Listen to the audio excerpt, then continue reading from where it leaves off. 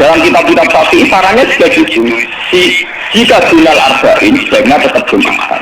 Meskipun nanti sebaiknya AA2 Zuhron. Meskipun nanti sebaiknya ya ada apa? Karena bahaya kalau nanti ada Jumatan disyaratkan nunggu orang 40. Nggak ada dalam tradisi wong latihan berjuang langsung di umat berapa? 40. Itu apa-apaan. Kalau latihan berjuang di umat 40 itu saja kan? Nabi bagi Nabi selawasi oleh umat molor itu mungkin mau tapi di umat minimal berapa? 40. Orang ngarang. Paham sih? Ini kalau balik ini. Kalau pendapat ulama itu lah dari jadi ijma baru wajib disunduri. Padahal masalah yang ijma itu bisa dihitung dengan jari. Misalnya sholat 5 itu paling bentuk rokaatnya yang ijma. Bentuk fatihahnya ya misalnya Hanafi tidak harus fatihah. Pokoknya mata ya saro minal Quran. Macam-macam. Yes, mata ya saro nopo. Kalau satu itu bentuknya harus fatihah. Tidak harus surah. Itu yang tidak ijma'nya. Begitu kita menyangkut iktidal baca apa, rukuk baca apa, sujud baca apa juga tidak pernah ijma'. Yang penting ada cuma aminah, ikut kritisah. Nah, ya ukurannya hanya pakai gitu. Kalau diteruskan juga masalah kiroah, ada Ibnu Katsir, ada Imam Asim, ada Imam Amir, Ibnu Amir dan sebagainya. Sehingga kiroahnya Quran macam-macam. Cuma kita mengikuti kiroah atau Asim yang diriwayatkan apa? Hafaz yang kita yakini dianggap kiroah apa? Masih. Paham ya? Itu kalau terpakai. Jadi itu yang menyangkut. Dan ini yang radi ekstrim Imam Nawawi ngendikan wa amma ta'atul umara wa salatin fal aksar annaha takun muharramatan. Ini kayak ekstrim. Kalau taat pada penguasa atau raja itu kebanyakan konteksnya, kebanyakan kasusnya itu malah haram. Li'annahum la ya'muruna illa bil jumlah. Paling benar kebijakannya bergaul apa? Nah ini kayak ekstrim. Jadi channel Banten itu. Dan dalam hal ini saya tidak pendapat dengan channel Banten. Karena kalau di kitab-kitab lain itu rata-rata meyakini vonisnya jangan haram, tidak wajib. Tidak wajib dulu. Kalau beda ini kalau contoh. Kalau dalam usul fikih dikatakan haram dengan tidak haram itu beda sekali. Sama seperti hukum biologis. Misalnya Mustafa kere itu parah. Nah orang suge itu orang anti kere tapi orang anti suge. Misalnya Rukun goblok itu parah. Tapi ajarannya Rukun gak ngalun tapi orang anti goblok. Nah di sini Imam Nawawi menfonisnya ekstrim. Ta'atul umara itu haram. Ini ekstrim. Sebetulnya dirumuskan dulu gak wajib. Urutannya apa? Tidak wajib. Tidak wajib itu bentuknya bisa haram ketika maksiat. Tapi ya kadang-kadang naik ke wajib. Kalau itu menjadi maslahatul ra'iyah. Paham ya? Juga bentuknya bisa sunnah. Kalau kalian malah ya. Jadi tentang usul fikih ya, dasar-dasar ilmu usul fikih wonten aturan mainnya sendiri. Pertama misalnya hukum itu wajib. Ada tidak wajib. Nah tidak wajib itu bisa sunnah, bisa mubah netral, ya, bisa khilafil aulah. Jadi jangan divonis haram dulu. Ya, jangan divonis. Dan kita mengikuti tradisi sini bahwa taat kepada umara selagi tidak memerintahkan barang haram itu taatnya wajib. Selagi tidak memerintahkan barang nomor. Oke, jadi misalnya SDG punya kebijakan masyarakat harus bayar pajak yang pajak yang wajar itu ya wajib.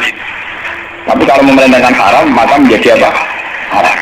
Artinya apa? Hukum taat kepada umara itu tidak ada hukumnya. Yang penting tidak wajib juga.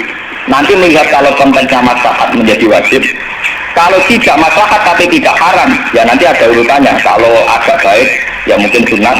Baiknya sedikit, ya agak sunat.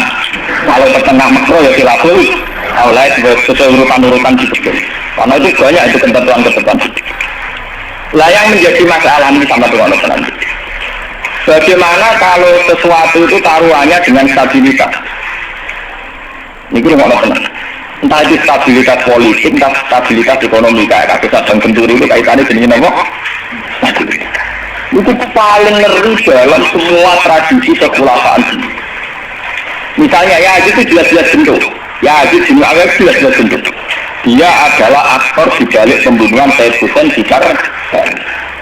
Tapi kalau dilawan akan terus berdarah-darah umat Islam.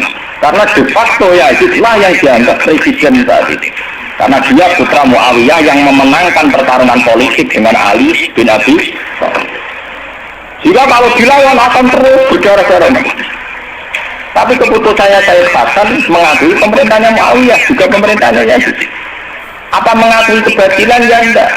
Hasan hanya ingin bilang bahwa stabilitas umat berdarah-darah harus dihindari, perang berkepanjangan juga harus dihindari. Sehingga ketika era Sayyid Hasan disebut Amil Ijtima, itu paling susah, dan itu mulai dulu sampai sekarang masalah. Begitu juga stabilitas ekonomi, semua ulama itu ijma kalau riba itu haram. Nah riba itu apa? Mengambil kadar lebih dari uang pokok. Tapi semua sistem keuangan dunia meskipun itu di negara Islam, ini jenis bank rumus dasar itu suku bunga. Nah makanya kayak sama nggak cerita nih, hukum bank mulai NU lahir 26 sampai NU tua lagi 2000 ini, tiap buat amar mesti ada tempat kok. Yo tetap dijawab khilaf, pendengarnya mulai di sini tahu jadi tambah apa biasanya mainstream pertama Islam mesti haram, gue hari kau itu apa? Nah ini takut, ya kan itu termasuk riba apa enggak? Orang mesti haram, kok ini riba itu haram.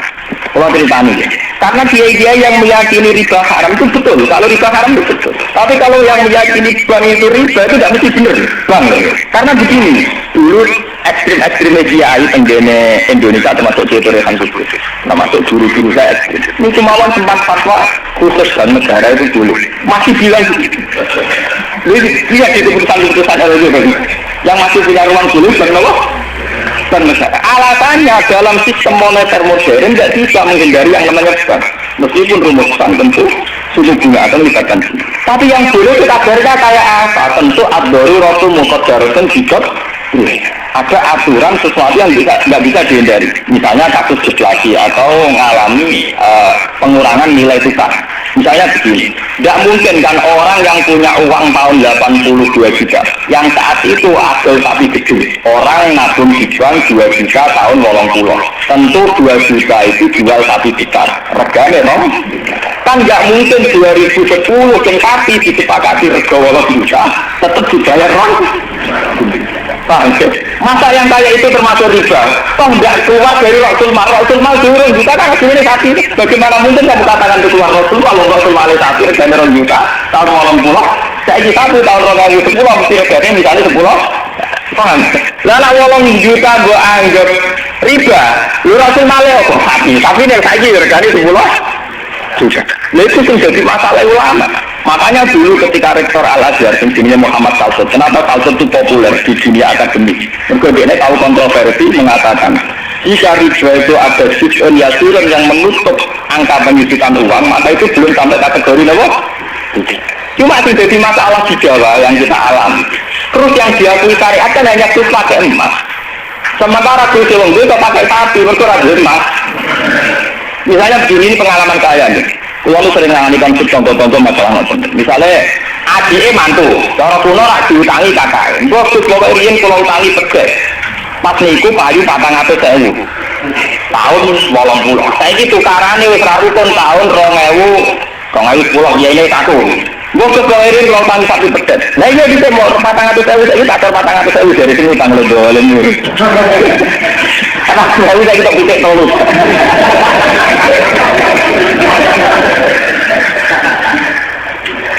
Aku jadi gini gampang kalau coba, ternyata mawon.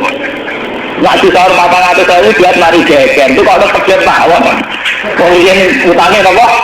Pedet. Sampai itu goblok. Terus orang agak yang pedet, jadi pedet ya, jadi pedet.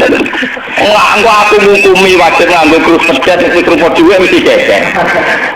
Nah, bisa itu pedet ya sahur apa?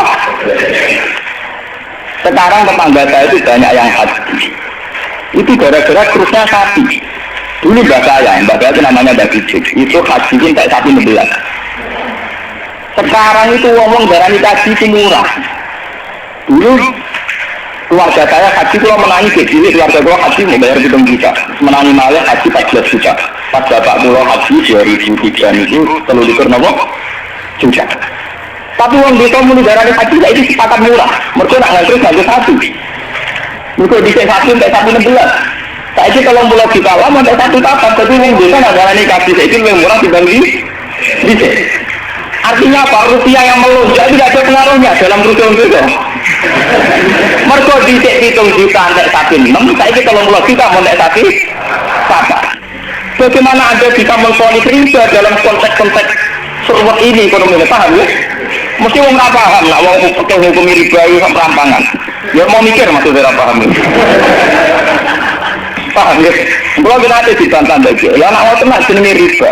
Sama nak diutang aku malah tak kira iso nyaur, mesti riba. Wong diutang Pak, wong diutang. Saya iso nyaur mesti kudu riba. Anak riba ora iso nyaur. Lah contohnya becek. Misalnya sama diutang aku 10 tik, saya ini boleh 10 kangelan itu besar 100 rupiah riba loh kamu. Iya kan, misalnya orang dulu punya pecahan 10 rupiah, diutang 10 rupiah. Saya ini rukungnya uruti, boleh pecahan terkecil saya ini 100. Nyusu ira itu loh. Ini pecahan ini 80 ya Allah. Apa riba ini misalnya? Paham ya? Kalau riba itu persis nilai intrinsik, nilai nominal uang, tentu masalah. Tentu apa? Berarti uang diutang 10 sen dan 10 rupiah itu disaur 10. Bola ini nih. Paham ya? Nah orang juga barang riba itu cuy 1 rupiah, gue 10 rupiah, bolong bolong. Ini caranya. Malah jadi nggak mau mikir. Nah yang kayak begini ini masalahnya itu repot. Kalau sudah menyangkut stabilitas itu politik, ekonomi pasti repot.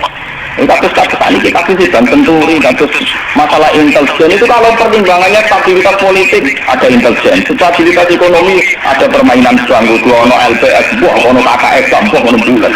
Kode untuk stabilitas kiai yang ono antar kiai rapat tinggalin itu dilindungi, ono kiai. Jadi kan semua itu demi stabilitas. Dari aku tidak tahu uang, cara jenengan dia Mustafa Nus Budi tidak jadi uang apa. Tapi kalau nanti ngeten dia uang tahu salah, tapi tetap uang apa. Ini demi stabilitas. Kalau mau tidak percaya pada kiai tinggi juga repot agama itu. Orang mau bangga yang kalau nggak ada motif percaya orang ragu. Kalau dukungan masyarakat ke kiai rendah kita ya repot. Ngurus agama gimana kok? Nang takut iki iso itu jelas jadi apa ya amin. Tapi kok ngene-ngene biasa apa di bangku ya. Aku lah sering disewani tiang-tiang, ono kiai terkenal apa si A atau desa terkenal apa ono jenenge fitnah macam-macam, mbok fitnah mbok tenan mbok napa alam. Ono kiai kok kelakuane ngene. Terus ya kenapa? Sing darani kiai kok apa? Ya ini wong sing mimpin sholat. Ane pancen sholat itu pas kiai, lha di luar itu ora ora apa. Jadi kiai ini kadang-kadang kok anak, walau kalau dipenganya tenan. Gua kok kiai di luar urusan kok. Mending lu ambil sholat ke rukuk makmum itu kok saya pas ke sujud dulu gini saya pakai nyai paham ya di luar itu 50-50 aku ngalim perasaanku ngono kok repot aku harus dia ngalim perasaanku jadi kiai pedak mulang orang mulang terapati nopo ya Wakat kontak itu betul. Gua nganti saja biasa tempat parkiran itu juga terus ya. Itu yang gak gue nih sudah motor dulu. Kata nih orang tengah. Itu sana juga. Lalu bilang, aku nyai tidak mulah. Kenapa kemudian rapat apa? Cuma sebong sholat. Ngomong.